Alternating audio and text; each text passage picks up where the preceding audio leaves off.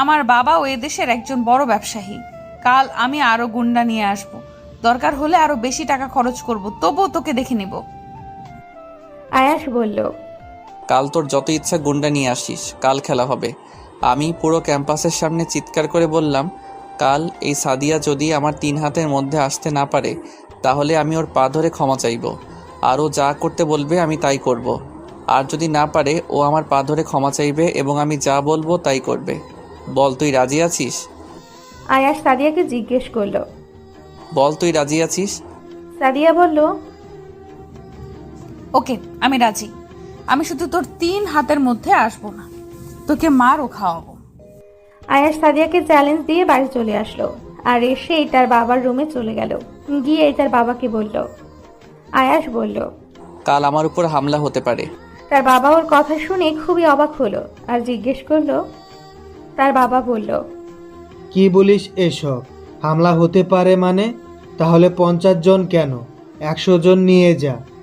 তার বাবা তৎক্ষণাৎ তার বডিগার্ডের প্রধানকে ফোন করলো আর বলল, কাল 13টা গাড়ি সহ 100 জন লোক যেন আয়াসের সাথে যায়।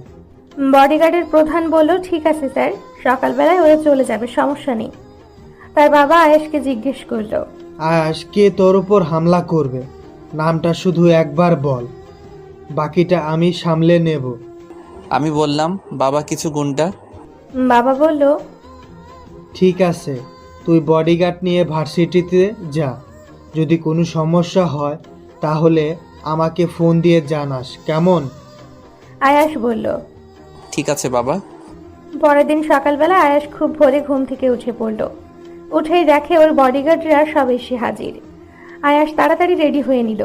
ও বাড়ি থেকে বেরোনোর একটু আগেই নাহিদ আয়াসকে ফোন দিয়েছিল আর ওকে জানালো সাদিয়া 30 জন গুন্ডা নিয়ে এসে তোর জন্য অপেক্ষা করছে, আর ওদের নাকি হাতে ধারালো অস্ত্র আছে।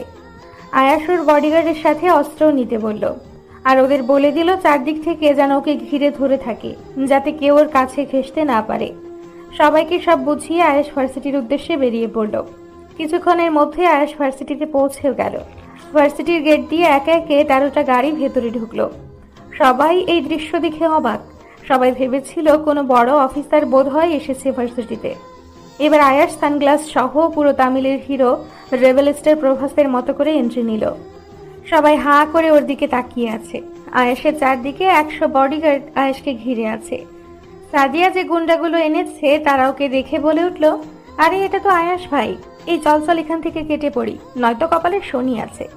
এই বলেই ওরা দৌড়াতে লাগলো। সাদিয়া পেছন থেকে গুন্ডাগুলোকে ডাকছিল। এবার আয়াস সানগ্লাসটা খুললো আর ওর একজন বডিগার্ড একটা চেয়ার এনে দিল। আয়াস তাতে বসলো আর হাত দিয়ে ইশারা করে সাদিয়াকে তার দিকে ডাকলো। সাদিয়া মাথা নিচু করে ওর দিকে আসতে থাকলো। সাদিয়াকে আয়াস হাতের ইশারায় ডাকলো আর বলল, এদিকে আস। সাদিয়া মাথাটা নিচু করে আস্তে আস্তে আয়াসের দিকে এগিয়ে আসতে থাকলো। ওর বডিগার্ডরা ওকে আসতে বাধা দিল। আয়াস ওর বডিগার্ডদের বলল, আসতে দাও ওকে, ও আমার পরিচিত। সাদিয়া ওর থেকে 4-5 হাত দূরে দাঁড়িয়ে আছে। এবার আয়াস বলল, কিরে, তোকে বলেছিলাম না তুই আজ আমার 3 হাতের মধ্যে আসতে পারবি না? তুই কি বলেছিলি? তুই বলেছিলি গুন্ডা এনে আমাকে তাদের হাতে মার খাওয়াবি, কিন্তু কোথায় তোর গুন্ডা? তারা আমাকে নাকি মারবে? আমাকে দেখেই তো তারা লেজ গুটিয়ে পালালো।